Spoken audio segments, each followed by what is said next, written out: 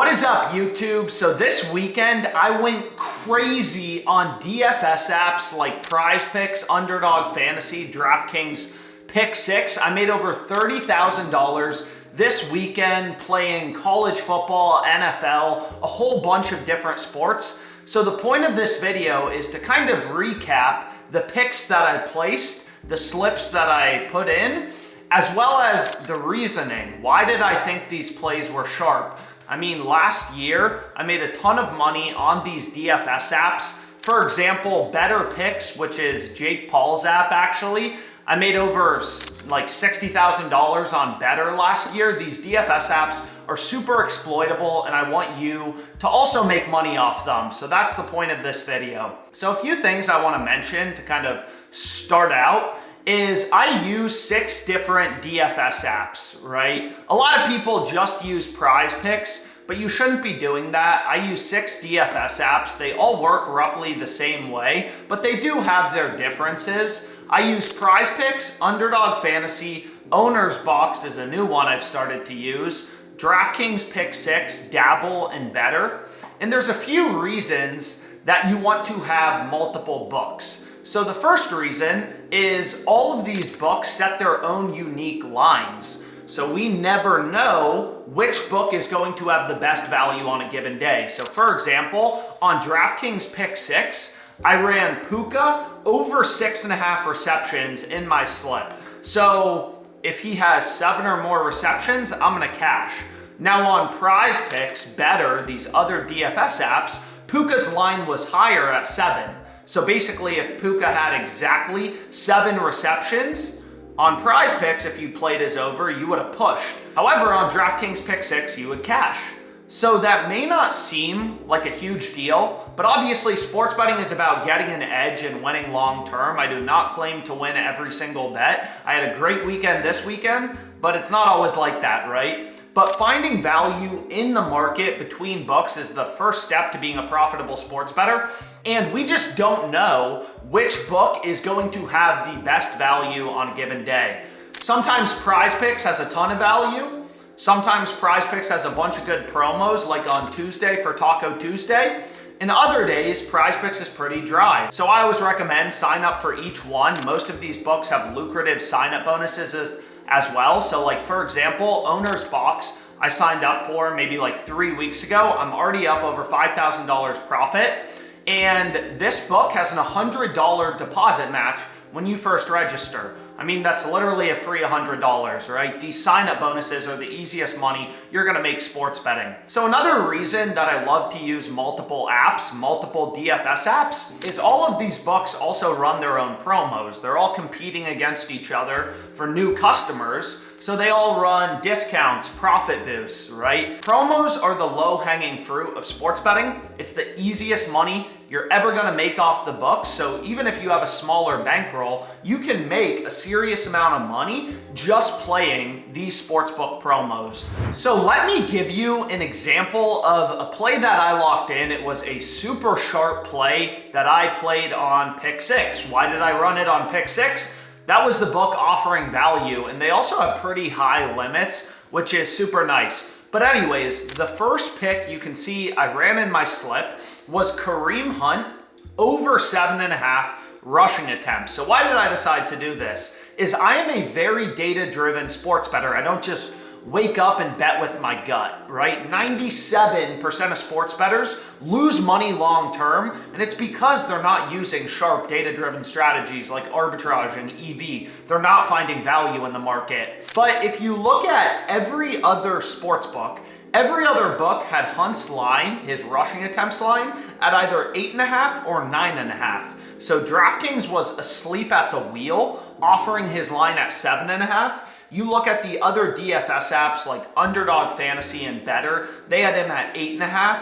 Pinnacle, which is known to be an extremely sharp sports book, their lines are very accurate indications of the true probability of an event. They had Kareem Hunt's line at 8.5 with equal juice, -115 on the over and the under. So basically all these books are telling us, they are data points. There are hundreds of books posting NFL prop lines for Sunday. All of these books are data points telling us, hey, DraftKings Pick 6, they have their line too low at 7.5. So you should play the over. Now, one thing I want to be clear about is, again, I use 6 DFS apps. Every single app will give you a 3x payout for 2 pick entries. So you're playing 100 to win 300. However, as you get to 3, 4, 5, 6, 7, 8 picks, the payouts on these DFS apps start to change. So why does that matter? I'll give you a simple example. Is on Better, they give you a 5x payout for a 3 pick entry. So instead of playing 1,000 to win 6,000 like on every other DFS app, you're betting 1,000 to win 5,000. That's a big difference, and it massively impacts your ROI long term. So it's really important that you know for all of these DFS apps the optimal slip to go with. So on PrizePicks, for example, it's a 5 or a 6 pick flex play. Sometimes I'll run a 3-man if there's really good value, because it's not a massive difference when you break down the payouts. And I have YouTube tutorials that go through the math behind PrizePicks and literally show you why 5-pick entries are mathematically optimal. But anyways, for PrizePicks, it's 5 or 6 pick flex plays. For Underdog, it's 6 pick flex plays. For Owner's Box, it's 6 pick flex plays. For DraftKings Pick 6, it's 3 pick entries. For Dabble, it's 3 pick entries or 5 pick entries. And for Better Picks, it's 5 pick entries, either insured or uninsured, or 6 pick insured entries. So again, I've done tons of videos breaking down the math behind the payouts, kind of showing you why these slip types are actually optimal. But that's just something important to mention, because some people will ask me, why didn't you just run a 2-man with Kareem Hunt? Why did you run a 3-man?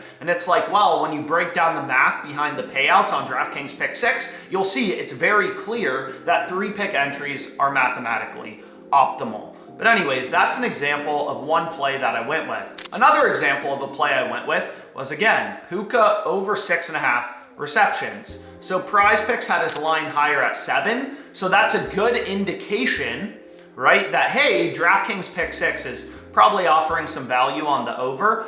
But there's a couple of reasons I like this play. There's a couple of reasons. So first of all, every sportsbook, every data point in the market had Puka's over heavily favored, right? So that's an indication to us that, hey, the over is the much more likely outcome. Now, on these DFS apps, the payouts are fixed, right? On DraftKings, I said earlier, any 3 pick entry is a 6x payout. You're putting down 100 to win 600. It doesn't matter if you take Puka's over or his under. So obviously, you want to take the over because that's the heavily favored outcome. You can tell that through the other sportsbooks and where they are setting their market, right? Sportsbook odds are a source of information. If a team is minus 200 to win, that doesn't just mean minus 200. That means the betting market is telling you that the team is a 2-to-1 favorite, 66.7% to win the game. So sportsbook odds are a source of information. So I had a lot of wins on Pick 6. I'll kind of go through some more, but again, we never know which book is gonna have value on a given day. So for example, on 3 different DFS apps, I played Kareem Hunt under 1.5 receptions. So this cashed out 3 plays for me. Every data point, right, every bookmaker is telling you his under's the much more likely outcome. So that's why I included this pick in my slip. And I ran this on Underdog, I ran this on Better, all with the optimal slip type. So I cashed an Underdog 6-man, 25x payout, a Better 5-man, no insurance, 20x payout, and then a PrizePicks play. So that's 55 units of profit if you want to think about that just from this play on Kareem Hunt. So pretty insane. So another book I'm super happy I signed up for, because I signed up, I guess, just a few weeks ago, is Owner's Box. Again, a lot of profitable plays, and a lot of these plays were not available on PrizePicks or Underdog. For example, I played Kurtz under 1.5 bases in a slip. You can see every sportsbook had his under as a massive favorite, so this was a really good play. It was a really sharp bet. And, you know, again, this line was not on PrizePicks, it wasn't on Dabble or Underdog, so the more books you use, the better. A lot of people try to overcomplicate sports betting. Oh, I need some fancy model, some crazy strategy, where, you know, you don't. You just need to follow the data and take advantage of the low-hanging fruit, sportsbook promos. I've made videos about how even when I started sports betting, I didn't have a ton of money. I had a $5,000 bankroll. I was able to make $100 a day simply from having 15 sportsbooks and DFS apps. And every day I would get home from work, I would religiously look through each book for the profitable, no-brainer promos. I would take advantage of them, free squares, stuff like that. There's a lot of free money you can make not only on DFS apps, but also on sports books. Now, something else I wanted to mention is you don't need a complicated strategy, right? Like these sports books, there are hundreds of sports books. These are multi-billion-dollar companies. You are not gonna create a better model than DraftKings. So if DraftKings is telling you, hey, Kurtz is a lot more likely to go under, you know, and then Caesars and all these other books are telling you the exact same thing, that's all you need to know. Don't overcomplicate it. So the final thing I wanted to say is really like promos. DraftKings Pick 6, they had a 50% MLB boost this weekend.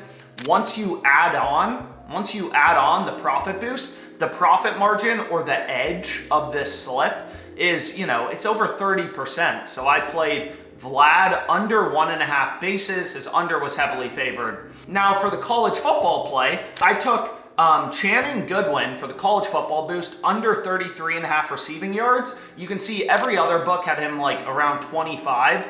Bookmaker is a super sharp sports book. They had his line at 24.5, right? PrizePicks kind of confirms it. Their line was 28.5. So it's kind of like if a stock is trading in the market at $25 and you're able to sell it for $33.50, that's a pretty good trade. You don't need to know anything about the stock. Markets are fair. You just want to follow the data. If you have any questions, comment, let me know. Let me know other video ideas as well. I love making sports betting content. I love helping people, you know, beat the books, make money off the books. So any other questions you have, comment down below, video ideas, stuff like that. Thanks so much for your time, guys.